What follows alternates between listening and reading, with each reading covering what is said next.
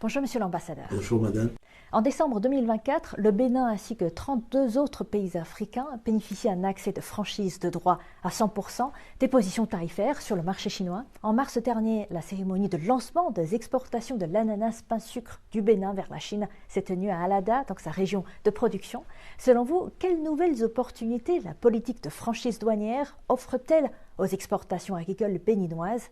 Écoutez, merci pour cette question. Je voudrais d'abord remercier les autorités chinoises, en particulier le président Xi Jinping, pour avoir pris cette belle initiative qui boostera les exportations des 53 pays africains vers la Chine. Ceci dit, le Bénin est un pays agricole. 25% du PIB de notre économie provient du secteur agricole. Et donc, c'est une aubaine extraordinaire qui nous est accordée pour effectivement augmenter le volume de nos exportations agricoles vers la Chine. En ce qui concerne l'ananas, pour ne citer que cet exemple, l'ananas pain de sucre est un produit spécial, un fruit spécial qui ne pousse qu'au Bénin. Cette variété de ne pousse qu'au Bénin. Et comme vous l'avez souligné tout à l'heure, déjà en décembre 2024, le Bénin bénéficiait de cette politique de tarif douanier zéro pour exporter vers la Chine. Et les politiques qui ont été mises en place depuis ce temps ont permis d'aboutir à la première exportation d'ananas pain de sucre vers la Chine.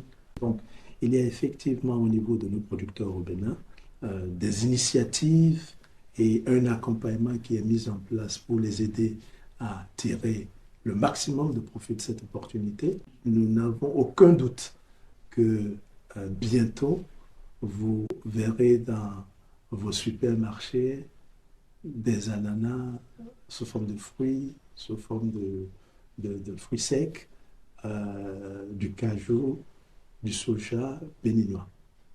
Vous avez visité plusieurs provinces chinoises et exprimé une haute considération pour l'expérience de développement de la Chine. Selon vous, dans la mise en œuvre de la vision 2060 du Bénin, quel enseignement utile peut-on tirer des pratiques de développement de haute qualité de la Chine? La Chine a fait son premier plan quinquennal en 1953 et est en train d'exécuter son 15e plan quinquennal. Et ce qui est intéressant pour faire le parallèle avec la Chine, dans le projet de société du président Obiang Wadayi, il s'inspire aussi de ce qui se fait en Chine. Et cette fois-ci, sur une période de 7 ans, le pays a été divisé en 6 régions. Chaque région développera une spécialité, okay, et toutes les régions développeront l'agriculture, l'industrie, le tourisme et l'innovation.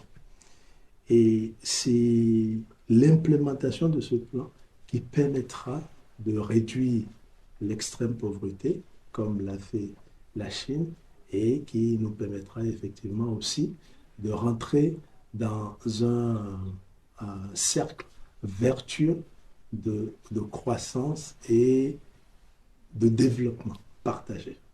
La coopération entre le Bénin et la Chine dans le domaine éducatif s'intensifie, avec notamment des universités comme l'université Jiao Tong de Chongqing, qui ont formé plusieurs centaines d'étudiants béninois.